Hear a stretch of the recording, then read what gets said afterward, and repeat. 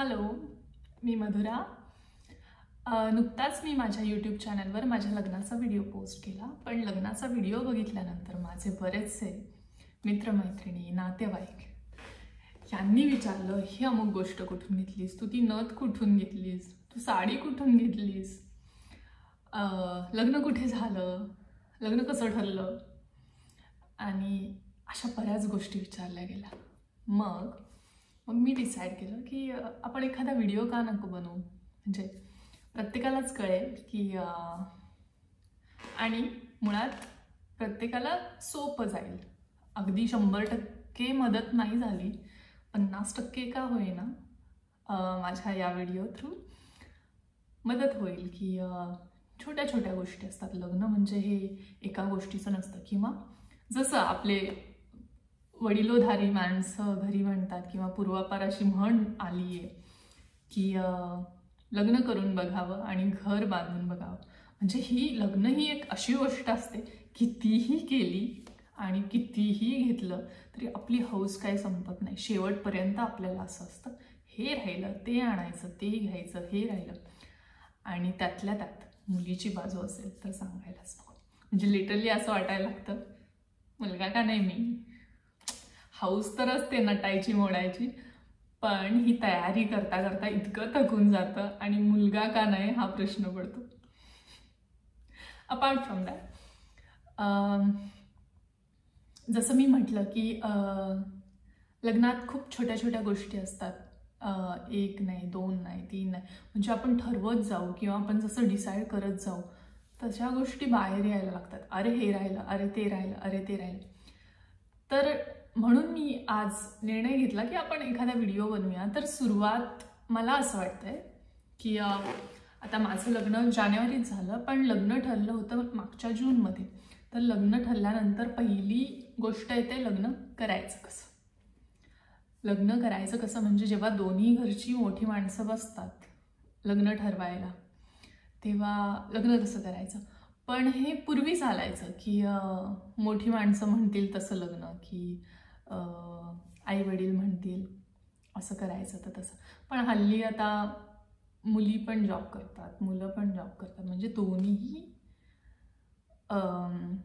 वधू आणि वर किंवा नवरा आणि बायको हे दोघंही वर्किंग असल्यामुळे किंवा त्यांच्या स्वतःच्या इच्छा, सोशल मीडियामुळे त्यांची इच्छा असते की माझ्या लग्नात हे असावं, माझ्या लग्नात ते असावं, माझ्या लग्नात हे नको विसरायला, मला असं दिसायचं, मला ह्या रंगाची साडी घालायची, मी आमच्या दोघांचं असं कॉम्बिनेशन पाहिजे, असं असतं.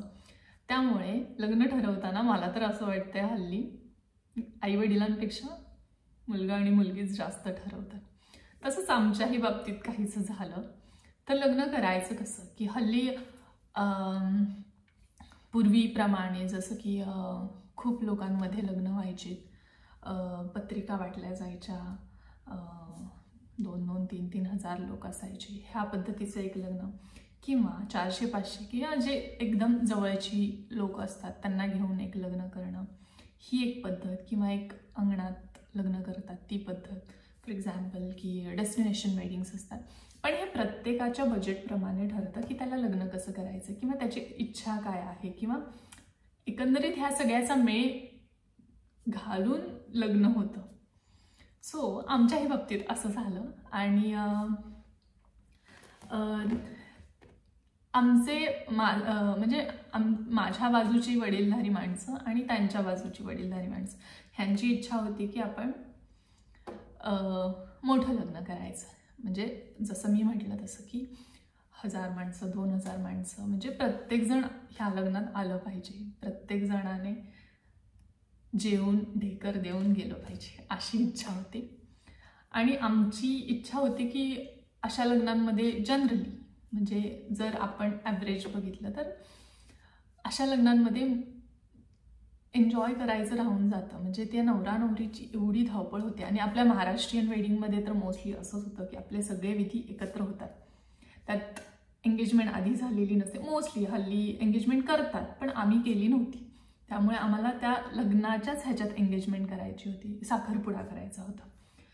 तर कसं करणार, सकाळी साखरपुडा, मग हळद, मग विधी आणि मग लग्न, ह्या 4 गोष्टी, हे 4 गेटअप चेंज करणं एका दिवसात करणं, त्यात तुम्ही एवढी माणसं बोलवणार, तर आमची किती धावपळ होईल. म्हणजे आम्हाला लग्न करायचं आहे, आम्ही एन्जॉय करायचं राहून जाणार आणि आम्ही नुसते धावत सुटणार की माझं हे राहिलं.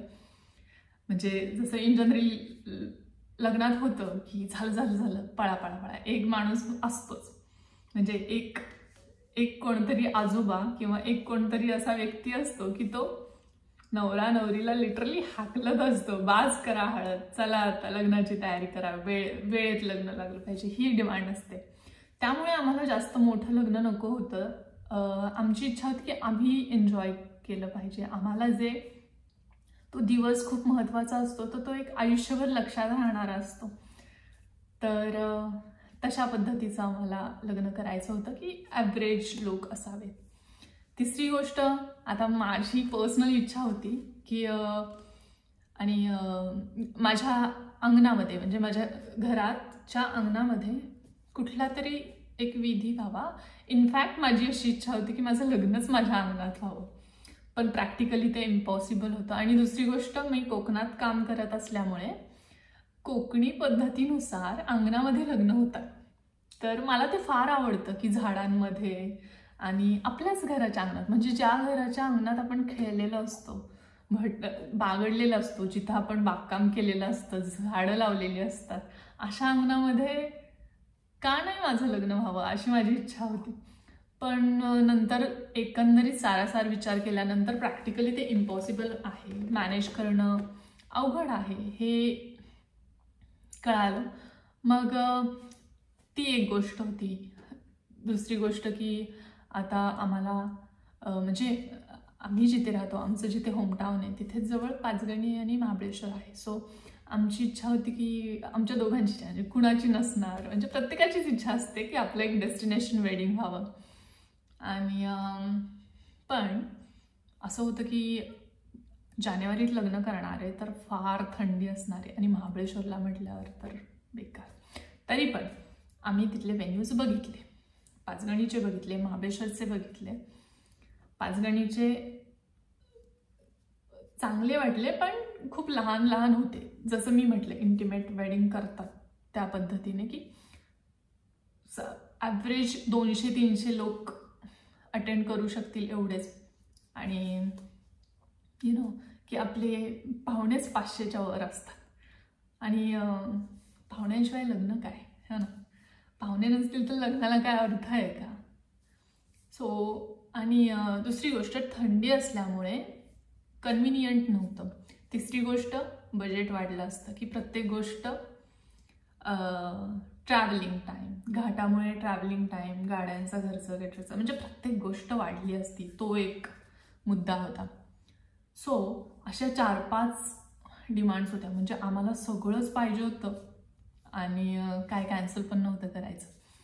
तर लग्न कसं करायचं, कुठल्या पद्धतीनं करायचं, कधी करायचं, किती दिवस करायचं, वेळ कसा पुरवायचा, आपल्याकडे वेळ कमी आहे, तर ह्या कमी वेळात गोष्टी कशा मॅनेज करायच्या, ह्या सगळ्याचा एक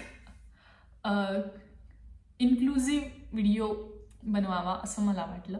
सो पहिली गोष्ट, पहिला व्हिडिओ मी बनवेन किंवा मला बनवावा असा आवडेल की तो व्हेन्यूजचा, की आपल्या आसपास काय काय ऑप्शन्स आहेत की ज्याचा वेळ आम्हाला गेला. आमच्याकडे वेळ खूप कमी होता आणि त्या कमी वेळात आम्हाला खूप साऱ्या गोष्टी करायच्या होत्या. तर त्या कमी वेळात आमची किती धावपळ झाली आणि ती तुमची होऊ नये म्हणून तुमच्याकरिता की मी व्हेन्यूज कुठले कुठले बघितले, कुठल्या कुठल्या एरियात बघितले, त्याचे ॲड्रेसेस, तिथे जेमतेम किती माणसं अटेंड करू शकतात लग्न आणि किती एरिया मोठा आहे, ह्या सगळ्याचा मी एक व्हिडिओ घेऊन येईन. आणि या व्हेन्यूशिवाय तुम्हाला माझ्या लग्नाविषयी काय काय ऐकायला, बघायला किंवा कुठल्या गोष्टी कुठून घेतल्या, हे कसं घेतलं, हे जर ऐकायचं असेल तर मला कमेंट सेक्शनमध्ये नक्की कळवा आणि माझा चॅनल बघत राहा. थँक्यू.